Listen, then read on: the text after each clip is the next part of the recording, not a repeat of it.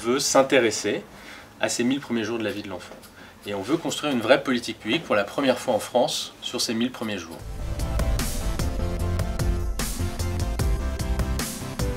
C'est vrai que les 3 premiers mois, il n'y a pas de suivi particulier et du coup c'est tout nouveau et on est un peu seul au début. J'avais une grossesse en plus parfaite donc je n'étais pas fatiguée, pas malade donc c'est un petit peu comme si je ne l'étais pas et il y avait, voilà, on attendait impatiemment la suite et en même temps on savait qu'il y avait des choses qu'on n'avait pas le droit de faire, des choses qu'on... Mais bon, lesquelles? Moi, pendant 3 semaines, un mois, j'entendais mon fils pleurer la nuit et je pouvais pas bouger parce que j'étais tétanisée de plein de choses. Et j'avais personne à qui je pouvais dire voilà ce qui se passe, voilà ce qu'il y a dans ma tête sans me sentir coupable. Il y a un manque cruel d'interlocuteurs parce qu'effectivement il y a les 3 échos, bon voilà, on se concentre sur le bébé, mais c'est assez rare qu'on leur demande et vous comment allez-vous, et vous comment ça se passe, comment vous vivez votre grossesse, comment, de quoi vous avez peur, de quoi vous avez besoin, de quoi bon. Et ça, pour ça, je trouve que le boulot des sages-femmes libérales est extraordinaire et trop peu méconnu. On me parle beaucoup, les femmes parlent beaucoup d'isolement. Elles se sentent seules. Elles se sentent assez seules avant, pendant la grossesse, surtout quand c'est des grossesses difficiles. Aujourd'hui, le code de travail ne réalise pas forcément l'accompagnement du père, alors c'est des moments qu'on veut pouvoir partager. Et puis seul au retour à la maison. Il y a un sujet qui est assez tabou, qui est une réalité, qui est la dépression post-partum.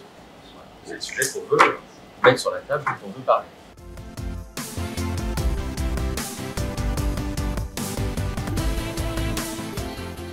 J'ai fait 2 allaitements d'1 an à peu près, en ayant repris le travail il y a 2 mois et demi pour mes 2 filles. Donc ça veut dire de commencer à tirer sur les vers 1 mois de vie de l'enfant, en plus des tétés.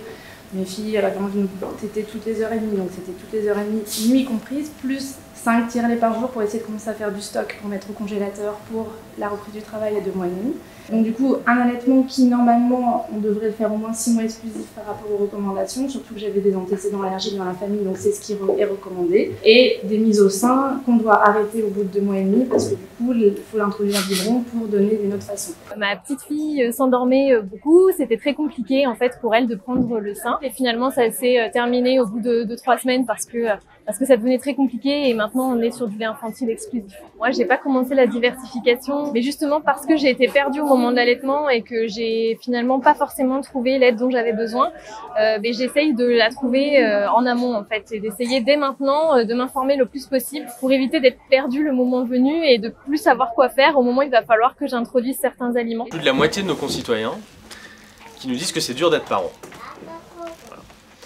Et que c'est difficile, on a tous été, enfin moi je suis parent aussi de 2 petits garçons de 4 et 7 ans, on a tous été en difficulté face à notre enfant qui pleure et on ne sait pas quoi faire, on s'est tous posé des questions sur son alimentation, on s'est tous posé des questions sur l'allaitement, voilà. Et avec souvent des informations qui sont de plus en plus nombreuses et qui au lieu de nous aider, nous accompagner, en fait créent plutôt de la confusion. Moi je vois entre mon premier enfant et mon second enfant sur un certain nombre de sujets, par exemple sur comment il faut le coucher quand c'est un nourrisson, on m'a dit des choses contradictoires.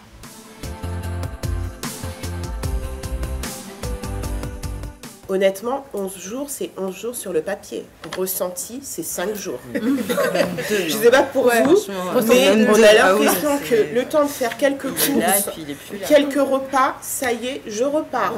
Moi, il y a vraiment un truc, la première phrase que j'ai dit à ma conjointe quand j'ai pris le premier jour de congé, c'est qu'est-ce que je vais faire pendant 3 semaines? Je vais m'ennuyer, je pense, pendant 3 semaines si on part pas en voyage ou quoi que ce soit.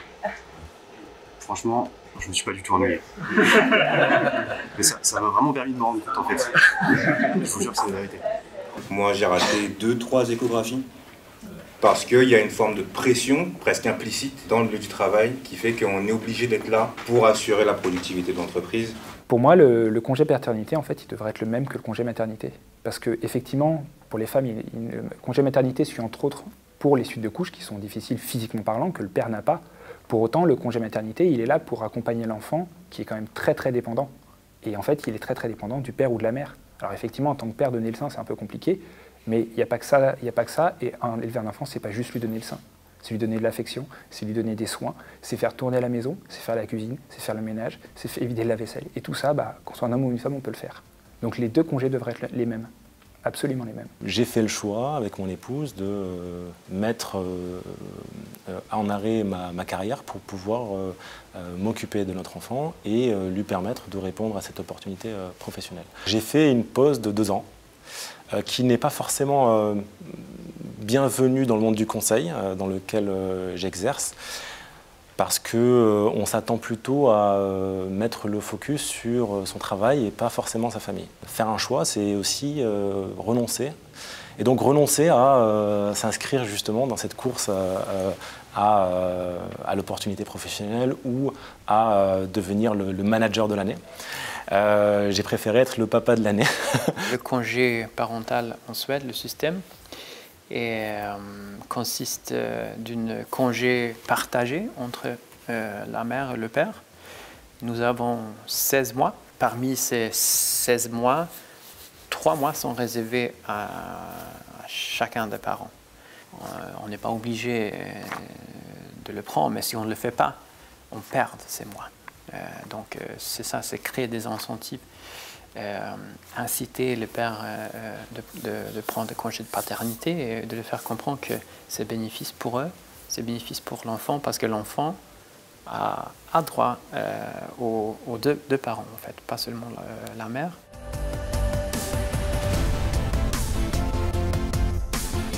Quand je vais chez le médecin ou que je lis un journal ou que je regarde une information, je puisse avoir les mêmes données. L'idée est toujours la même. L'écran, c'est néfaste. Mais on ne parle pas des contenus, ni du temps d'exposition, et à quel moment aussi.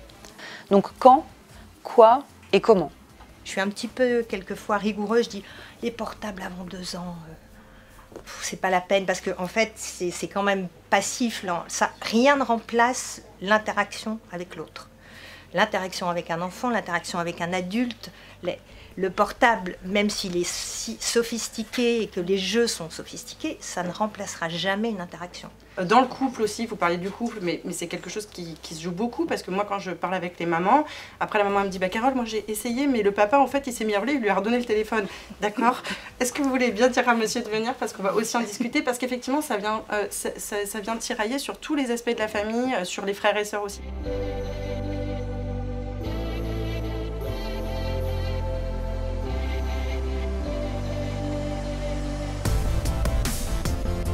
Moi, je voulais juste dire qu'il faudrait qu'il y ait plus de crèches comme celle-ci. Pas forcément pour nous, les mamans, mais pour les enfants, entre guillemets, normaux, qui n'ont pas de pathologie, qui viennent ici. Mais ils ont une super grande ouverture d'esprit sur l'handicap.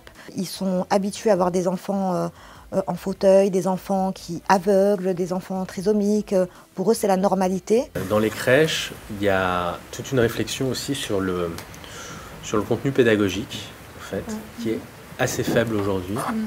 L'approche des crèches, c'est une approche très psychomotrice. En fait, on apprend à votre enfant à commencer à se mouvoir et à préparer la marche. Il y a toute une réflexion aussi sur le contenu, et un vrai contenu pédagogique dès les crèches.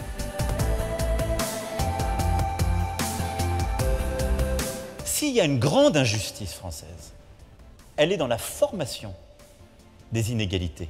Elle est que nous restons un pays où, selon la famille et l'endroit d'où l'on vient, il est plus dur d'accéder aux études supérieures, il est plus dur d'accéder aux responsabilités dans la société ou autre. C'est ça la vraie injustice. Moi, j'ai jamais vu des manifestations pour se battre contre ça. Comment on fait? Pardon de vous le dire, j'assume en effet d'être le premier président qui se bat pour les 1000 premiers jours de vie, qui ont été un impensé jusqu'alors de notre politique publique, de mettre la scolarité obligatoire dès 3 ans, parce que c'est là que se forment les inégalités.